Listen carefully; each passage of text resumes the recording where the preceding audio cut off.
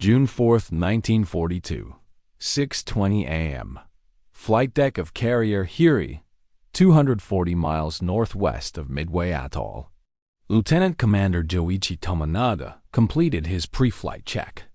27 years old, graduate of Adajima Naval Academy, veteran of Pearl Harbor and the Indian Ocean raids. Through the morning haze, he could see the American carriers. His intelligence briefing had been clear. 2 carriers confirmed. Yorktown had been sunk at Coral Sea 1 month prior. Enterprise and Hornet were all that remained. The mathematics seemed simple. Japan possessed 4 fleet carriers here. America had 2.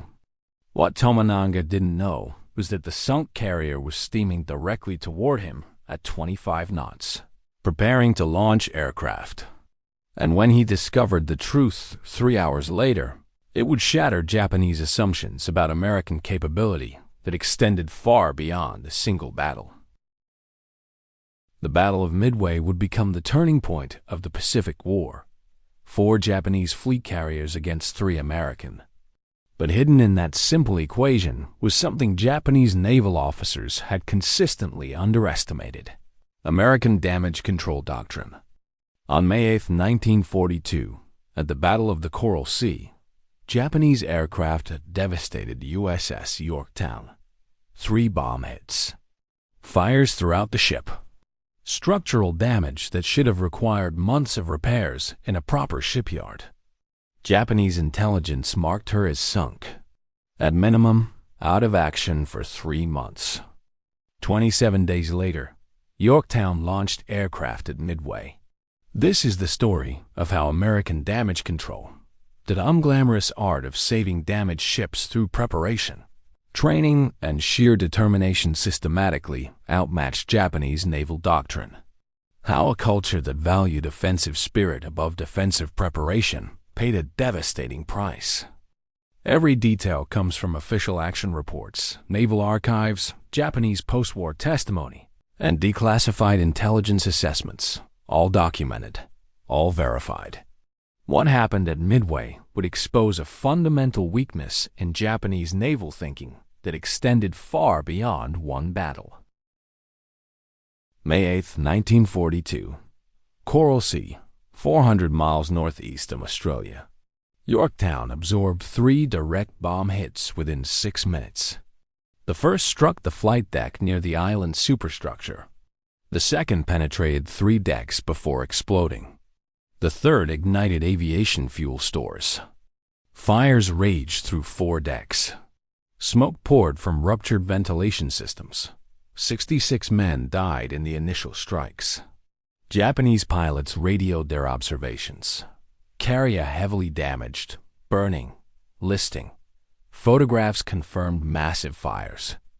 Their assessment was reasonable. This ship was finished. But Yorktown's crew had trained for this exact scenario. Within 2 hours, every fire was extinguished. Structural repairs began immediately using pre-positioned damage control materials. The list was corrected through counter-flooding, deliberately flooding compartments on the opposite side to restore balance. Ventilation systems were rerouted around damaged sections. By sunset, Yorktown steamed at 30 knots. Japanese reconnaissance confirmed she'd survived, but assessment remained. Months of repairs required. No threat at Midway. They were catastrophically wrong. Yorktown limped into Pearl Harbor on May 27th. Captain Elliott, Buckmaster, met with Admiral Chester Nimitz and Yard Superintendent Captain Claude Gillette. The question was simple: how long to make her battle ready? Gillette's official estimate: 90 days minimum in proper facilities. Nimitz's response: we have 3 days. What followed was one of the most remarkable repair efforts in naval history. 1,400 civilian workers swarmed aboard in 3 shifts, working around the clock. Welders worked by floodlight at midnight. Carpenters rebuilt shattered compartments. Electricians rewired entire sections. Ship stores were replenished. Ammunition loaded. Aircraft brought aboard. The damaged boiler couldn't be replaced no time. So they patched it, sealed it, and marked it for limited use only. 72 hours after arrival, Yorktown departed Pearl Harbor under her own power. Not fully repaired. That would be impossible. But comeback capable. That was enough. In a 1986 interview, Lieutenant Commander Clarence Aldrich, Yorktown's damage control officer, recalled, "We knew she wasn't perfect. But Admiral Nimitz needed every deck we could give him. The yard workers performed miracles. Repairs that should have taken months were accomplished in days through sheer determination and American industrial know-how. We gave him a fighting ship. On June 4th, that fighting ship would shock the Japanese fleet." The Japanese Navy entered 1942 with absolute confidence in its offensive capabilities. Since Pearl Harbor, their carrier strike force had ranged across the Pacific virtually unopposed. Darwin, Colombo, Trincomalee, British and American ships had burned under Japanese bombs. Their doctrine emphasized aggressive action, superior pilot training, and the offensive spirit Yamato Damashi. Defensive measures like damage control received minimal attention in training curricula. This wasn't oversight. It was philosophy. Vice Admiral Kiichi Nagima's carrier strike force had proven seemingly invincible for 6 months. 4 fleet carriers, Akagi, Kaga, Soryu, and Hiryū, with the world's most experienced carrier pilots. Deck crews who could launch full strikes in 15 minutes. Mechanics who kept aircraft flying through impossible conditions. But beneath this offensive excellence lay a critical vulnerability. Japanese damage control doctrine remained primitive by American standards. Firefighting equipment was minimal. Damage control parties were small and poorly trained. Watertight integrity was compromised by peacetime modifications that prioritized crew comfort. Aviation fuel lines ran exposed through hangar decks with minimal protection. Most critically, Japanese doctrine assumed damage control was largely unnecessary. The best defense was not being hit. And if hit catastrophically, the ship was lost anyway. Better to focus resources on offensive capability.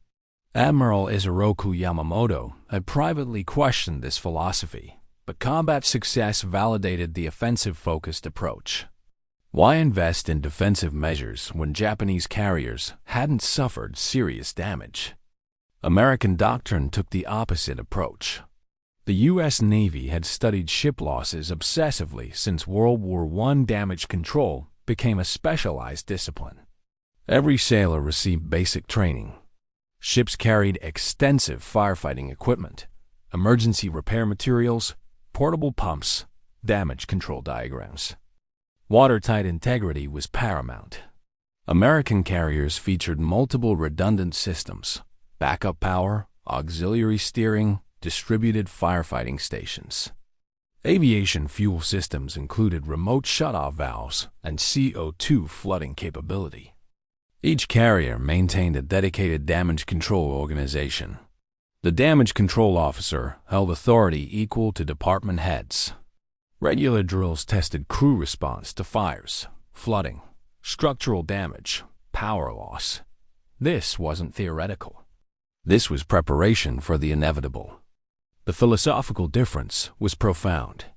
Japanese, we won't be hit badly enough to need extensive damage control. American, when we're hit badly, we will save the ship.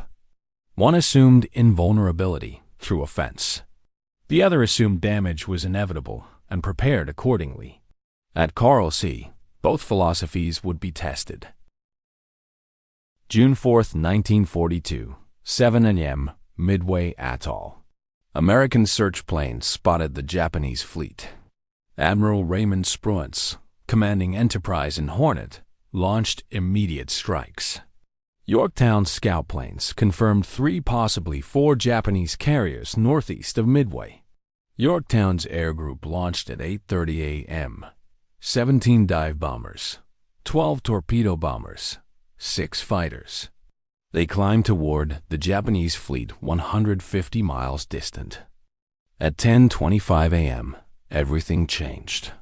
Lieutenant Commander Wade McCluskey's dive bombers from Enterprise spotted the Japanese carriers turning into the wind to launch aircraft. Decks crowded with planes, fuel hoses connected, bombs and torpedoes being loaded. The carriers were vulnerable. McCluskey's 33 Dauntless dive bombers rolled into their attacks. Within 6 minutes, 3 Japanese fleet carriers, Akagi, Kaga, and Soryu, were burning wrecks. But Hiryū had been operating separately. She survived. At 12:10 p.m., 18 Japanese dive bombers found Yorktown. Despite combat air patrol and anti-aircraft fire, 8 bombers broke through. 3 bombs hit. The first struck the flight deck, penetrating to the 4th deck before exploding. Fires erupted through 3 decks. The second bomb hit near the island, exploding in the smokestack uptakes. Boiler fires were extinguished by blast effects. The ship lost power. The third bomb penetrated the side armor and exploded in a berthing compartment. Yorktown went dead in the water. Fires burning, thick black smoke pouring from the island. Japanese pilots reported, "Carrier dead in water, burning, finished." Yorktown's damage control teams went to work. Lieutenant Commander Aldrich coordinated from Central Station, a protected compartment designed specifically for damage control coordination. Status boards showed every compartment's condition. Communication lines to all repair parties. Diagrams showing every valve, every pump, every power cable. Fire parties attacked the blazes with training that seemed almost choreographed. Foam systems activated. Hoses deployed from undamaged sections. Burning compartments were sealed and flooded with CO2. Men worked through smoke wearing breathing apparatus equipment. Japanese carriers didn't carry.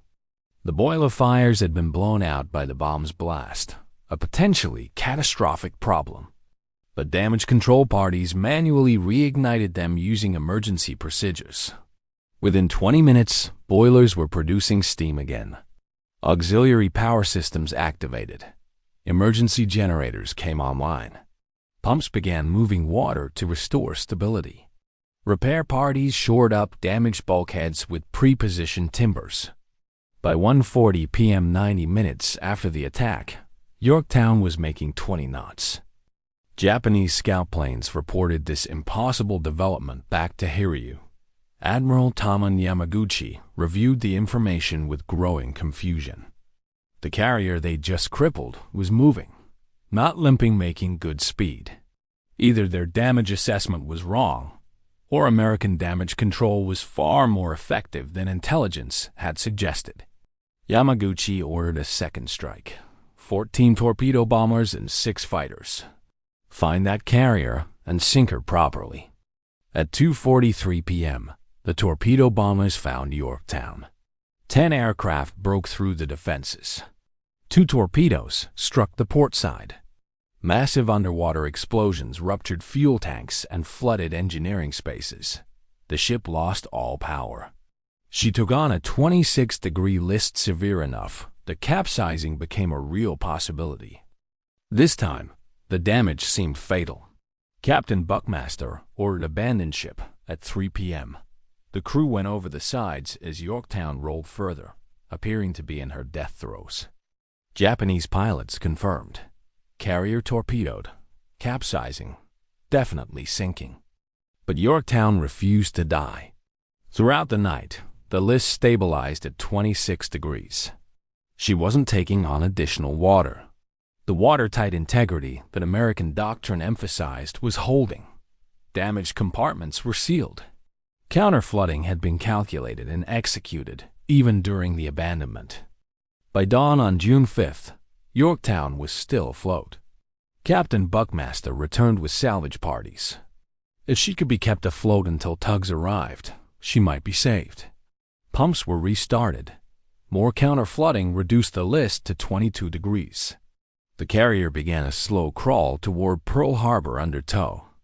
In a 1979 interview, Lieutenant Yoshio Shiga one of Hiryū's surviving pilots, recalled, "We hit that carrier twice. 3 bombs, 2 torpedoes. We saw her burning, dead in the water, listing heavily.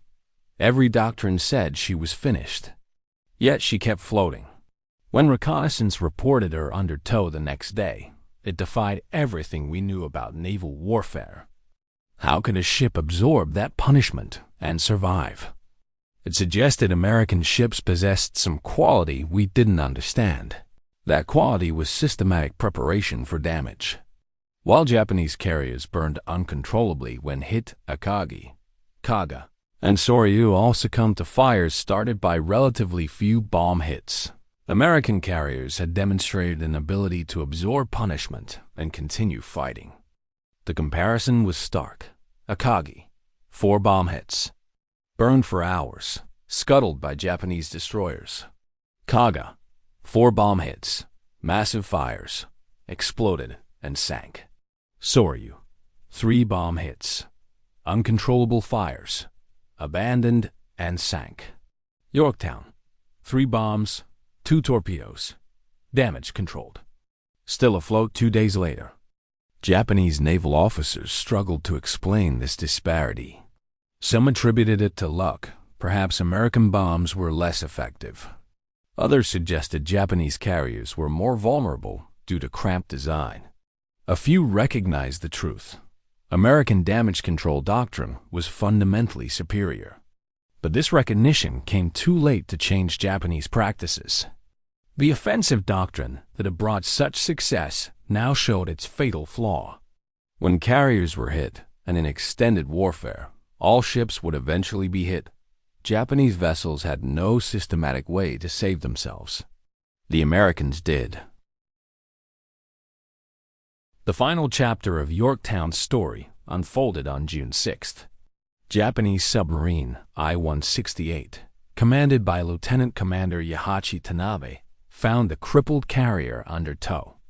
At 1:30 p.m., he fired 4 torpedoes from 1,200 yards. One struck destroyer Hammond alongside Yorktown, breaking her in half. 2 more torpedoes struck Yorktown's starboard side. The carrier, already heavily damaged, couldn't survive this additional trauma. At dawn on June 7th, USS Yorktown finally rolled over and sank. But her loss proved American damage control superiority rather than disproving it. Yorktown had absorbed 3 bomb hits and 4 torpedo hits across 3 separate attacks over 3 days.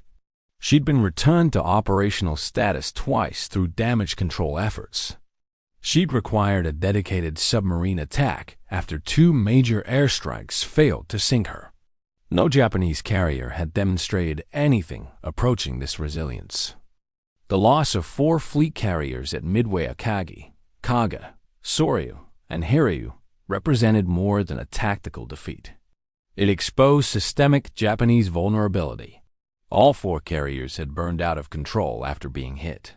Fires that should have been containable spread throughout the ships. Aviation fuel systems that should have been secured continued feeding flames. Magazines that should have been flooded exploded hours after the initial damage. Post-battle analysis by Japanese naval staff identified the problems: inadequate firefighting equipment, insufficient damage control training, poor watertight integrity, exposed fuel systems, small damage control parties, lack of redundant systems. Recommendations were made, but recommendations required time, resources, and fundamental changes to doctrine. Japan had none of these in abundance. Meanwhile, American carriers continued demonstrating damage control excellence. USS Enterprise absorbed multiple bomb hits at Eastern Solomons in August 1942. Her crew controlled fires, made repairs, and she remained operational. USS Saratoga survived multiple torpedo hits from submarine I-26. Damage control kept her afloat for repairs. USS Franklin absorbed 2 bombs in October 1944 that penetrated to her hangar deck. Despite catastrophic fires, her crew saved the ship through aggressive damage control. The worst damage any carrier survived in the war. The pattern was unmistakable. American carriers could absorb tremendous punishment and survive through systematic damage control. Japanese carriers, when seriously hit, generally burned and sank. This disparity reflected fundamental philosophical differences that extended beyond naval architecture. American doctrine accepted that in modern warfare, all ships would be damaged. Preparation for that inevitability was essential. Resources invested in damage control capability were resources well spent. Japanese doctrine viewed such preparations as defeatist. The spirit of the attack, the emphasis on offense, the assumption of victory, these left little room for systematic defensive preparation.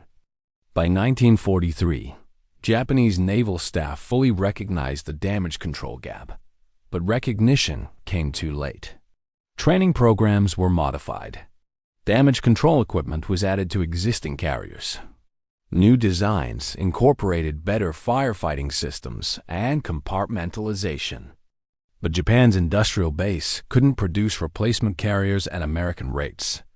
Each carrier lost was irreplaceable, and crews couldn't be quickly trained in damage control procedures that American sailors had practiced for years. The Battle of the Philippine Sea in June 1944 demonstrated the accumulated cost. When American aircraft hit Japanese carriers Taiho and Chokaku, both ships succumbed to fires and explosions that better damage control might have contained. Taiho, Japan's newest and most advanced carrier, sank from a single submarine torpedo that caused fuel vapor explosions throughout the ship, a catastrophic failure of basic damage control procedures. In a 1957 interview, Captain Toshikazu Ome, former operations officer of the Imperial Japanese Navy, stated, "We learned at Midway that American damage control was superior to ours. We learned at Philippine Sea that we'd failed to close that gap. Perhaps it was impossible given our resources. But the recognition came too late regardless. By the time we understood the problem's severity, we lacked the industrial capacity and trained personnel to address it. Our emphasis on offensive spirit, while admirable, left us vulnerable when that offense failed. The mathematics were undeniable. Japan lost 4 fleet carriers at Midway to damage that American carriers routinely survived. This wasn't about ship design alone. American and Japanese carriers had similar vulnerabilities. The difference was preparation. Yorktown's survival for 3 days after catastrophic damage demonstrated what systematic damage control could achieve. Her eventual loss required a dedicated submarine attack. Even then, she nearly survived. No Japanese carrier demonstrated comparable resilience. The lesson transcended naval warfare. It spoke to the fundamental importance of preparation for adversity, of systematic planning for worst-case scenarios, of investing resources in unglamorous but essential capabilities. Japanese naval aviation entered the war with superior aircraft, better trained pilots, and more combat experience. These offensive advantages brought remarkable early success, but underlying weaknesses in defensive preparation damage control, pilot replacement, industrial sustainability proved fatal once the initial advantages were spent. American doctrine accepted that offense alone was insufficient. Survival required preparation for damage. Victory required the ability to absorb punishment, recover, and continue fighting. Historians debate whether superior damage control alone explains the carrier disparity at Midway and beyond. Dr. Jonathan Parshall at the Naval War College argues that Japanese carrier design particularly exposed fuel systems and lack of armored flight decks made them inherently more vulnerable regardless of damage control procedures. However, Dr. Mark Peaty counters that American carriers like Yorktown absorbed comparable damage to what destroyed Japanese carriers, and survived through superior damage control rather than superior design. He notes that even Britain's armored carriers required extensive damage control to survive hits. The extent to which doctrine versus design determined carrier survivability remains actively debated among naval historians. What's your perspective? Was Japanese carrier vulnerability primarily a design flaw, or did inadequate damage control doctrine make survivable damage catastrophic? Share your thoughts in the comments. What's certain is that the disparity had decisive strategic consequences that extended far beyond any single battle. By 1945, the Imperial Japanese Navy had effectively ceased to exist as a fighting force. Of the carriers that survived Midway, most were lost to damage that American damage control doctrine might have contained.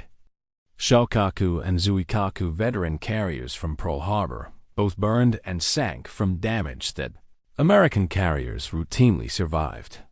Smaller carriers like Hiryū and Unri succumbed to fires and flooding that better prepared crews might have controlled.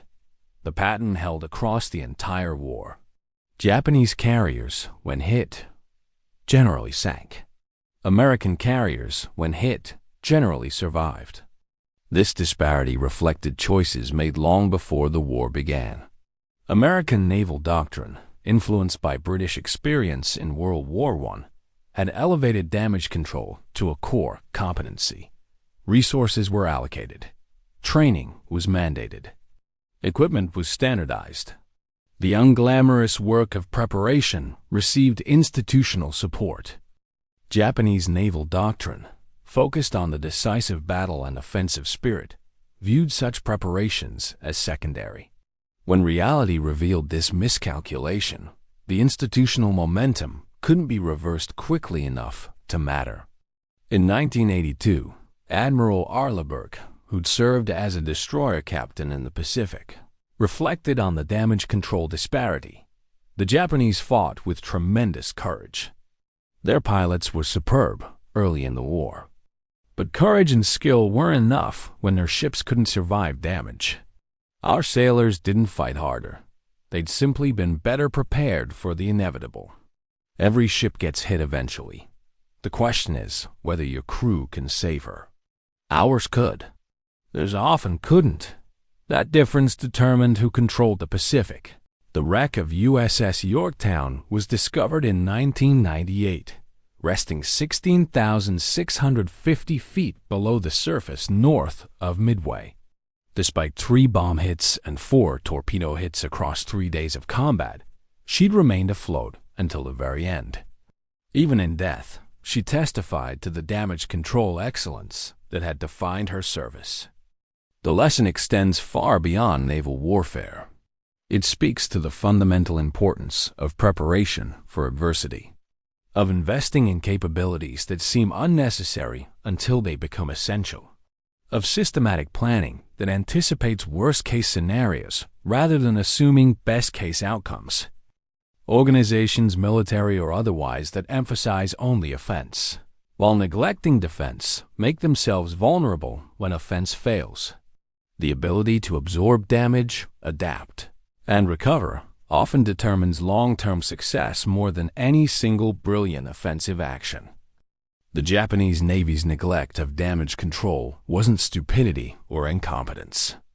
It was a calculated risk based on their offensive doctrine. That risk seemed reasonable given their early success, but in extended warfare, all risks eventually come due. And when Japanese carriers burned at Midway, at Philippine Sea, throughout the Pacific campaign, they paid the price for choices made years earlier. The Americans had chosen differently. They prepared for damage as systematically as they prepared for attack.